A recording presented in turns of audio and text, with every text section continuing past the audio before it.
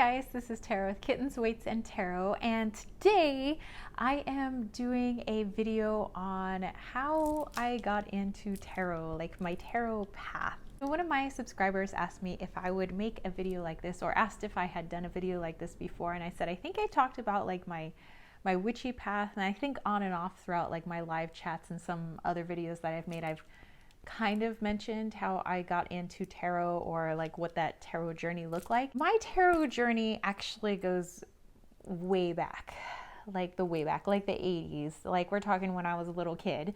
And I didn't really know like what tarot was. I hadn't even heard of tarot before when I was a child. But I used to work with cards kind of like we work with tarot and oracle cards now, but it was just something that kind of I thought I had come up with on my own. And you know, I kind of grew up around magical practitioners, but nobody outright said that we're magical practitioners. You know, it's just a very interesting upbringing. You know, my dad's mother, my nana, was like, I mean, technically she was Catholic, but like she was super into astrology, and she was always trying to teach me like astrology and stuff like that, and how to communicate with spirits and what to happen when you're scared, when you know you're talking to a spirit or something like that. Her advice was always to cuss it out and make it go away, which maybe is not like the best, but you know, and so she kind of got me into where I was already interested in that stuff, but she kind of helped guide me a little bit in that arena. On my mom's side, my grandmother was really into things that her mother and her grandmother would talk about, you know, pass through Irish heritage, and she really did believe in, you know, like the little people. She says that her grandmother would tell her, you know, what to lay out to appease the fae or little people, or you know, dwarves and elven and all these, you know, other little magical beings. And she would tell me about my also very, because they were very Catholic, but there was like all this like mysticism, you know, in it as well, which I thought was so cool. But they just saw it as part of being Catholic, which I think is interesting. And maybe it's just like the, you know, where you come from, like your culture, you know, kind of meshes with the main religion, you know, and I think that's just awesome. But my great grandmother, which would be my grandmother's mother, she was a palm reader, you know, and she didn't make money that way. She says because it would go against what she believed in as a Catholic. I don't know.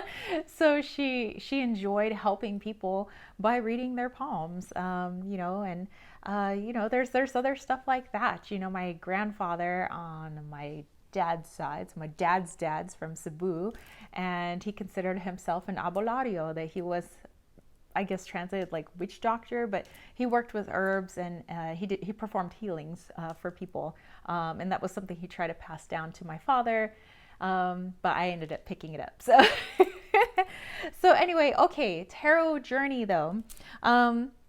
So when I was a young child, I had a game called Old Maid. And no, this is not the original Old Maid that I had.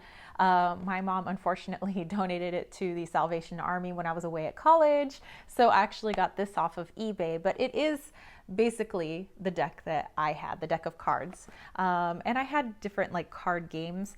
But with this deck, you know, when I was little, I used to ask questions, or I would play with it kind of, I guess, like I was playing with my Barbie dolls. But basically, I would have these, you know, these cards here, and I would shuffle them up, and I'd be like, okay, what is, you know, what's my brother doing right now? Or, you know, just like little kid like questions, or, you know, why does my brother have to be so annoying?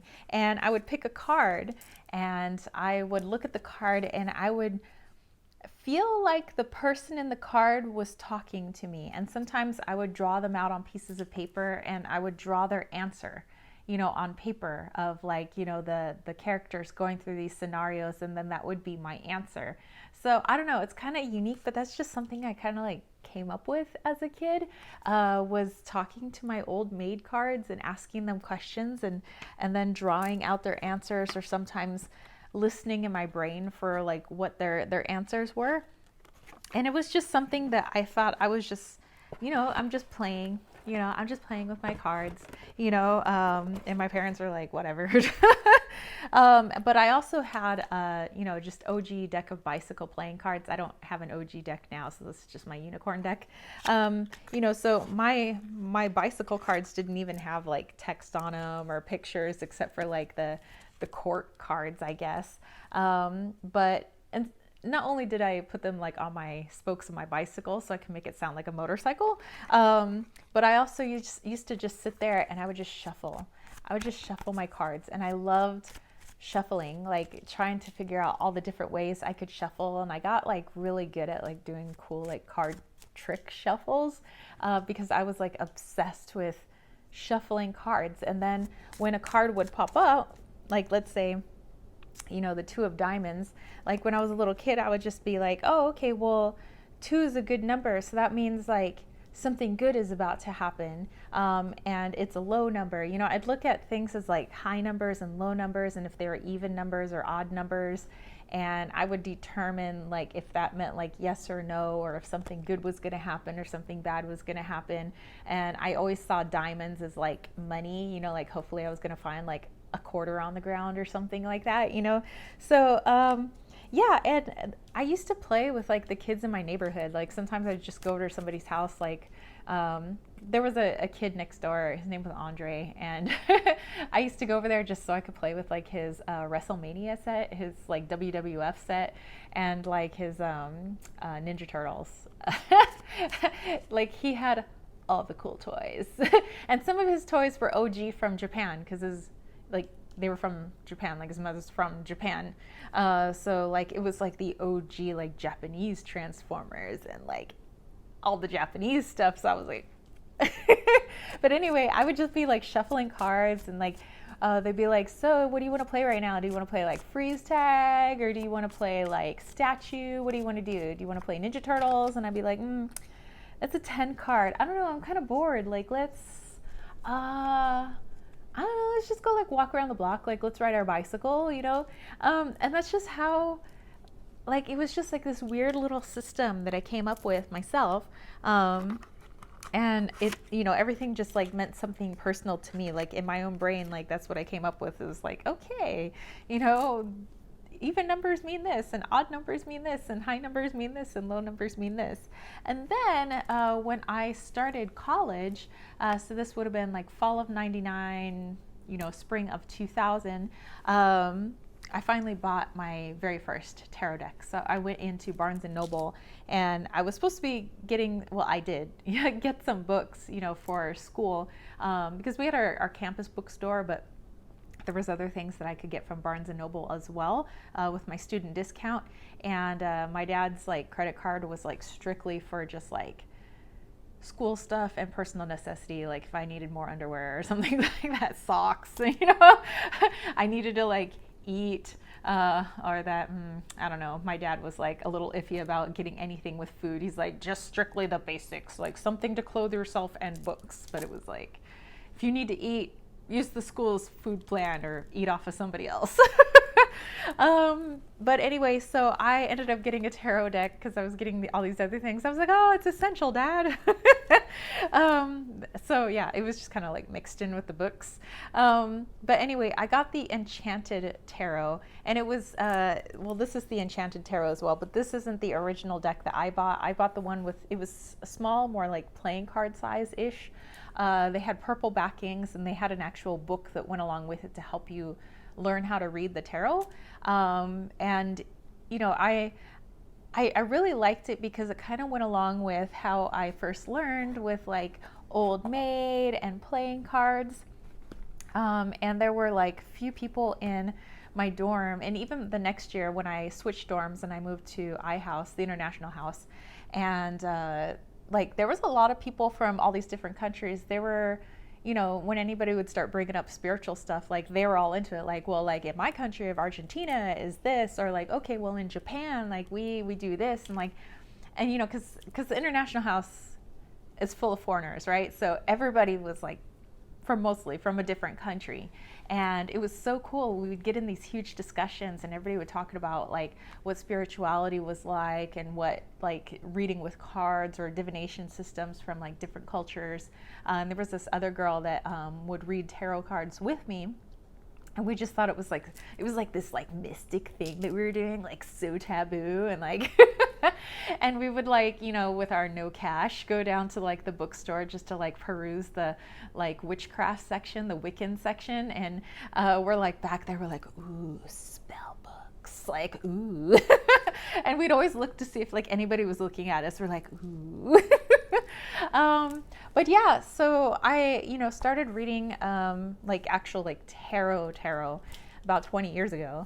And you know, it was kind of like an on and off thing. And then I would say around the time our old cat, just before he died, maybe like a couple of years before, I really started wanting to like have a good study of the tarot. And actually, Presley was all about reading tarot cards. Like he would literally put his paw on the card that he wanted me to turn over. Like I would put the cards out in front of him and he would just be sitting there like, and then he'd be like, dude, you know, and so he totally was tarot cat.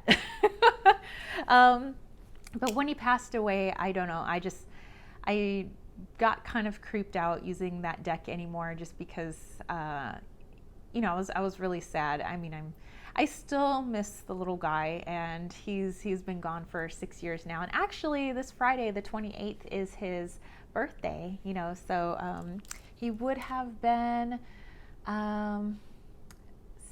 17. Yeah, wow, he would have been 17 now. Because he was almost 11. He almost made it. He was a couple months shy of his 11th birthday. But anyway, so yeah, I ended up gifting my original deck to my best friend / music teacher, who's Miss Opera Star now. And so she ends up getting like the decks that I'm like, hey, you know, I don't want to like donate them. Like I want them to go to like somebody I know, like my really special decks, you know. So she has like my OG deck, and actually, because she was really interested in learning the tarot, so my first tarot deck is now her first tarot deck. And you know, anytime I started like actually trying to dive into tarot, I felt like my senses just like opening up, and they were things that I had shut down as a kid because certain things kind of creeped me out. I mean, as much as I was like surrounded by people that were somewhat open to talking about certain things, it still kind of freaked me out as a kid because there was a lot that I just didn't understand. And so my mediumship ability kind of kept trying to come out again. I was like, whoa, and I'd kind of put the cards away, you know? And so that was like another reason why I put that deck away, because I felt like it really was opening things up and I just wasn't ready for that yet. And I was in a mourning process. So, you know, ended up just gifting it to my good friend. But then, I don't know, fast forward like 1 year later, I ended up buying the Osho Zen deck from a little metaphysical shop that unfortunately has closed permanently during quarantine. But it was a little shop in La Mesa area. And it was called Mystic Isle. It was called Mystic Isle. And it was right next to the Albert's Mexican shop. So you could go get yourself a burrito and then you can go get yourself a tarot deck. But anyway, so I got the Osho Zen, and then that's when it was just like, everything was like, you know what? It's time to open this mother up.